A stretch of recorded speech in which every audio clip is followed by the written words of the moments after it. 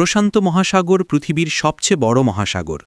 এটি পৃথিবীর মোট জলভাগের 1/3-এরও বেশি আয়তন দখল করে। এর বিস্তার উত্তর মেরু থেকে দক্ষিণ মেরু পর্যন্ত এবং পশ্চিমে এশিয়া ও অস্ট্রেলিয়া, পূর্বে উত্তর ও দক্ষিণ আমেরিকার সাথে সংযুক্ত। এই মহাসাগর পৃথিবীর বৃহত্তম এবং গভীরতম জলভাগ হিসেবে পরিচিত। 1520 সালে পর্তুগিজ নাবিক ফার্দিনান্দ ম্যাগেলান এই মহাসাগরে প্রথম প্রবেশ করেন। তিনি দেখেন সমুদ্র তুলনামূলক শান্ত, তাই নাম দেন মারে প্যাসিফিকাম, যার অর্থ শান্ত সমুদ্র। সেই নাম থেকেই এসেছে ইংরাজি প্যাসিফিক ওশান বা বাংলায় প্রশান্ত মহাসাগর।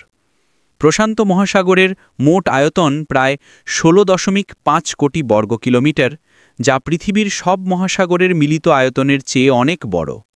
গড় গভীরতা প্রায় 4000 মিটার এবং সবচেয়ে গভীর স্থান হল মারিয়ানা ট্রেঞ্চ, যেখানে গভীরতা প্রায় 11,022 মিটার।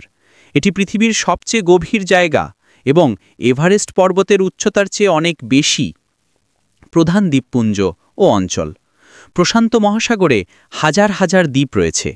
উল্লেখযোগ্য হল হাওয়াই দ্বীপপুঞ্জ, Fiji, Samoa, Micronesia, Polynesia, New Guinea, cook দ্বীপপুঞ্জ, টোঙ্গা, ভানুয়াতু।